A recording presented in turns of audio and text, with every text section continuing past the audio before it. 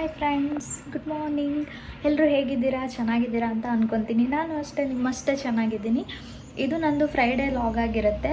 ಏನೇನು ಮಾಡಿದ್ದೀನಿ ಅಂತ ನೋಡ್ಕೊಂಬರೋಣ. ಅದಕ್ಕೂ ಮುಂಚೆ ಯಾರು ನನ್ನ ಚಾನಲ್ಗೆ ಹೊಸ್ದಾಗೆಲ್ಲ ಸಬ್ಸ್ಕ್ರೈಬ್ ಆಗಿದ್ದೀರಾ ಅವ್ರಿಗೆಲ್ರಿಗೂ ಧನ್ಯವಾದಗಳು ಹೇಳ್ತೀನಿ.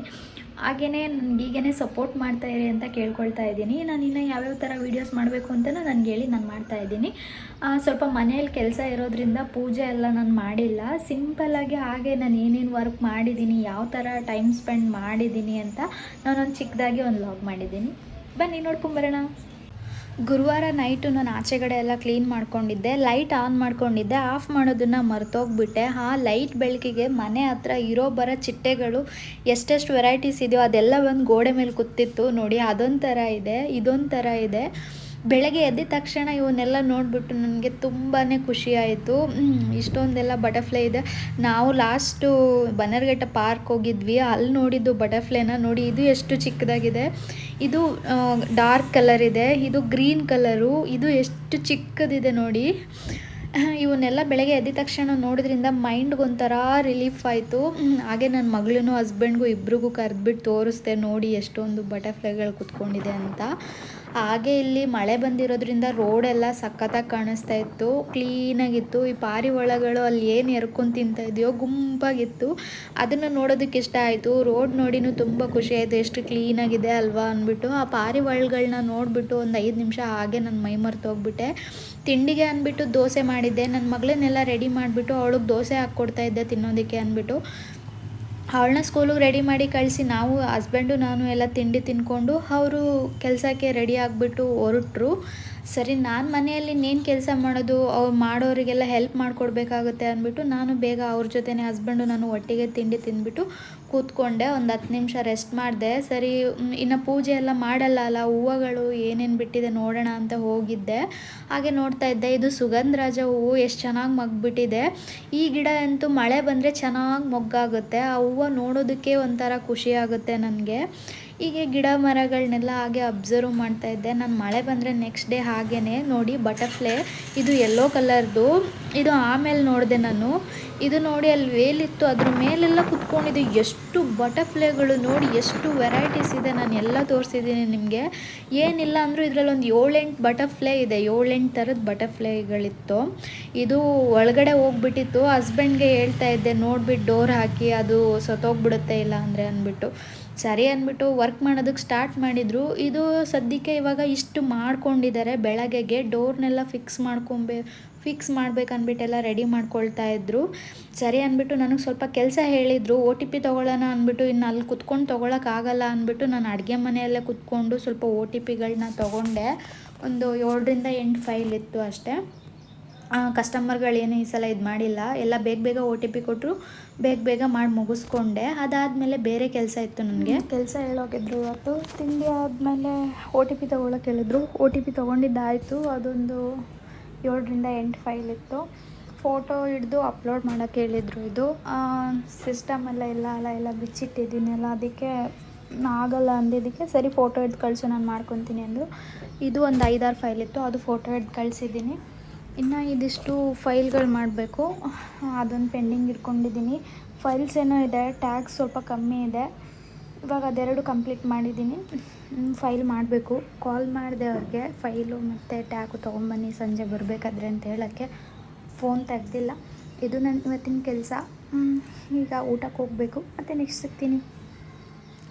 ನೋಡಿ, ಡೋರ್ಗಳನ್ನೆಲ್ಲ ರೆಡಿ ಮಾಡಿ ಇಟ್ಕೊಂಡಿದ್ದಾರೆ. ನಾನು ಊಟ ಎಲ್ಲ ಮುಗಿಸ್ಕೊಂಡು ಅವರು ಊಟ ಮುಗಿಸ್ಕೊಬಂದು ಎಲ್ಲ ರೆಡಿ ಮಾಡ್ತಾಯಿದ್ರು. ಸರಿ, ನಾನಿನ್ನೇನು ಮಾಡಲಿ ಅಂದ್ಬಿಟ್ಟು ಇದೆರಡು ಪಾರಿವಾಳ ಥರನೇ, ಆದರೆ ಪಾರಿವಾಳ ಅಲ್ಲ, ಅದನ್ನು ನೋಡ್ಕೊಂಡಿದ್ದೆ. ಈ ಹೂವು ನೋಡಿ ಅರಳಿದೆ, ಎಷ್ಟು ಚೆನ್ನಾಗಿ ಕಾಣಿಸ್ತಿದೆ ಅರಳದ ಮೇಲೆ. ಆ ಯೆಲ್ಲೋ ಕಲರು ಎಷ್ಟು ಚೆನ್ನಾಗಿ ಕಾಣಿಸ್ತಿದೆ ಅಲ್ವಾ.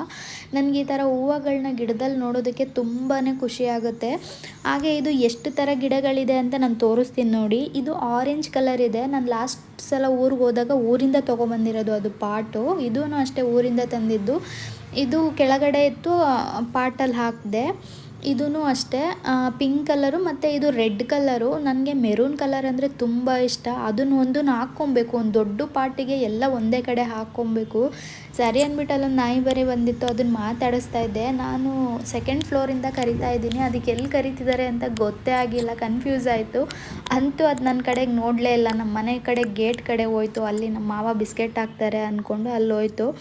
ಇದು ಈ ಏರಿಯಾ ಡಾನು. ಇವನೇ ಫಸ್ಟು ಈ ರೋಡ್ಗೆ ಬಂದಿದ್ದು ನಾಯಿ. ಎಲ್ಲ ನಾಯಿಗಳು ಇವನು ಏನು ಹೇಳ್ತಾನೋ ಅದನ್ನೇ ಕೇಳ್ತವೆ. ಎಲ್ಲ ನಾಯಿಗಳು ಇವನಿಗೆ ಮಾತ್ರ ತಲೆ ಬಾಗುತ್ತೆ.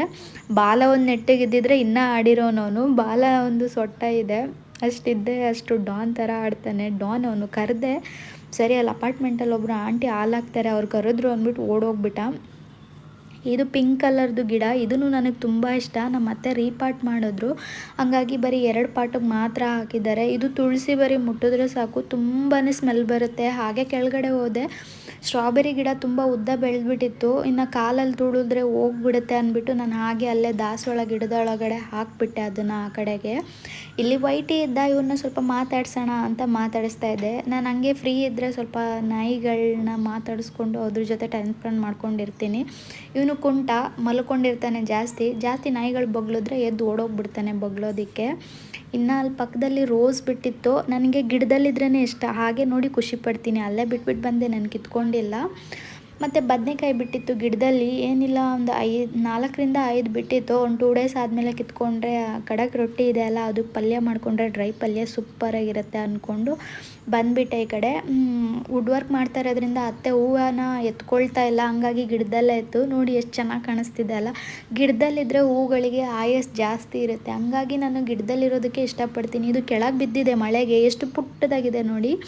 ಹಾಗೆ ಮೊನ್ನೆ ನೈಟು ಹಸ್ಬೆಂಡ್ಗೆ ಲಾಸ್ಟ್ ವೀಕು ಸಪೋಟ ಕಿತ್ತಿದ್ದು ತೋರಿಸಿದ್ದೆ ಅಲ್ಲ, ಅದು ಹಣ್ಣಾಗಿತ್ತು, ಅವ್ರಿಗೆ ಕೊಟ್ಟಿದ್ದೆ. ತುಂಬ ಇಷ್ಟಪಟ್ಟರು, ಸ್ವೀಟಾಗಿದೆ ಚೆನ್ನಾಗಿದೆ ಅಂದ್ಬಿಟ್ಟು. ಅವ್ರು ಇದೇ ಫಸ್ಟ್ ಟೈಮು ಮನೆ ಗಿಡದ್ದು ಹಣ್ಣು ತಿಂದಿದ್ದು, ಸಪೋಟ ಹಣ್ಣ. ಸರಿ ಅದೇನಾದ್ರು ಬಿಟ್ಟಿದೆಯಾ, ದಪ್ಪ ಇದೆಯಾ ನೋಡೋಣ ಅಂತ ಹೋಗಿದ್ದೆ. ಆ ಗಿಡಗಳನ್ನ ನೋಡಿಕೊಂಡು ನಾನು ಹಂಗೆ ಮೈ ಮರೆತು ಹೋಗ್ಬಿಟ್ಟೆ. ಗಿಡಗಳ ಜೊತೆ ಪ್ರಾಣಿಗಳ ಜೊತೆ ಟೈಮ್ ಸ್ಪೆಂಡ್ ಮಾಡೋದಕ್ಕೆ ನನಗೆ ತುಂಬಾ ಇಷ್ಟ. ಈ ಗಾಡಿ ತೊಗೊಂಡಿದ್ದಾರೆ, ನಿಲ್ಲಿಸ್ಬಿಟ್ಟಿದ್ದಾರೆ, ಫ್ಯಾನ್ಸಿ ನಂಬರೆಲ್ಲ ಹಾಕಿಸ್ಕೊಂಡಿದ್ದಾರೆ. ಸುಮ್ಮನೆ ಈ ಥರ ನಿಲ್ಲಿಸ್ಬಿಟ್ಟಿದ್ದಾರೆ. ಗಾಡಿ ಏನಾಗುತ್ತೋ ಗೊತ್ತಿಲ್ಲ. ಇನ್ನು ನೆಲ್ಲಿಕಾಯಿಗಳು ತುಂಬ ಉದುರೋಗ್ತಾ ಇದೆ ಕೆಳಗಡೆ ಎಲ್ಲ. ನನಗೆ ಅದು ತಿನ್ನೋಕೆ ಅಷ್ಟು ಇಷ್ಟ ಆಗಲ್ಲ, ಹಸ್ಬೆಂಡ್ ಚೆನ್ನಾಗಿ ತಿಂತಾರೆ. ಆ ನೆಲ್ಲಿಕಾಯಿಗಳನ್ನ ನೋಡ್ಕೊಂಡು ಇನ್ನೊಂದು ವಾರ ಇರುತ್ತೆ ಅಷ್ಟೇ, ಅದು ಈ ಮಳೆಗೆಲ್ಲ ಉದುರೋಗ್ಬಿಡುತ್ತೆ. ನೋಡಿ ಅಲ್ಲಿ ಎಷ್ಟು ಚೆನ್ನಾಗಿ ಕಾಣಿಸ್ತಿದೆ. ಇನ್ನೂ ಬಿಟ್ಟಿದೆ ಆ ಕೊಂಬೆಯಲ್ಲಿ. ಇನ್ನು ಇದು ಸೇವಂತಿಗೆ ಹೂ ಥರನೇ ಯೆಲ್ಲೋ ಕಲರ್ ಹೂವು, ಚೆನ್ನಾಗಿ ಬಿಡುತ್ತೆ. ಅದು ಬಿಟ್ಟ ಮೇಲೆ ನಾನು ಫೋಟೋ ಕಳಿಸ್ತೀನಿ. ತುಳಸಿ ಗಿಡ ಮೇಲೆ ಪಾಟ್ ಒಳಗೊಂದು ಹಾಕ್ಕೊಬೇಕು, ಅದಾಗದೇ ಹುಟ್ಟಿದ್ರೆ ಎಷ್ಟು ಥಿಕ್ನೆಸ್ಸಾಗಿ ಎಷ್ಟು ಚೆನ್ನಾಗಿರುತ್ತೆ ಅಲ್ಲ. ಅದನ್ನೆಲ್ಲ ನೋಡಿಕೊಂಡು ನಾನು ಮೇಲ್ಗಡೆ ಬಂದೆ. ಇಲ್ಲಿ ನನ್ನ ಫ್ರೆಂಡ್ ಒಬ್ಬ ವೇಟ್ ಮಾಡ್ತಾಯಿದ್ದ ನನಗೋಸ್ಕರನೇ. ಅವನ ಜೊತೆ ಹಾಯ್ ಬಾಯ್ ಹೇಳ್ಕೊಂಡು ಅಷ್ಟರಲ್ಲಿ ಸ್ಕೂಲ್ ಹತ್ರ ಹೋಗೋದಕ್ಕೆ ಟೈಮ್ ಆಯಿತು. ಇದಿಷ್ಟು ಇವಾಗ ವುಡ್ ವರ್ಕ್ ಮಾಡಿದ್ದಾರೆ. ಸ್ಕೂಲಿಂದ ಬರೋ ಅಷ್ಟರಲ್ಲಿ ನೋಡೋಣ ಎಷ್ಟು ಮಳೆ ಬಂದಿದೆ ಅಂತ ಒಳಗೆ ಇಟ್ಬಿಟ್ಟಿದ್ದಾರೆ. ಯೂನಿಫಾರ್ಮ್ ತೊಗೊಳ್ಳೋಣ ಅಂತ ಹೋದ್ವಿ ಸ್ಕೂಲ್ ಹತ್ರ. 5:30 ಆಯಿತು ಬರೋ ಅಷ್ಟರಲ್ಲಿ. ಹ್ಯಾಂಡಲ್ ಎಲ್ಲ ನಾಳೆ ಹಾಕ್ತಾರೆ ಅನಿಸುತ್ತೆ. ಮಳೆ ಬರ್ತಿರೋದಕ್ಕೆ ಬೆಡ್ನ ಇಟ್ಬಿಟ್ಟಿದ್ದಾರೆ.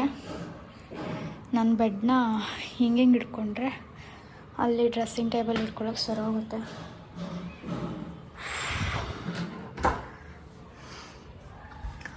ಹ್ಯಾಂಡಲ್ ಇಲ್ಲ ಅಂದರೆ ತೆಗಿಯೋಕ್ಕಾಗಲ್ಲ.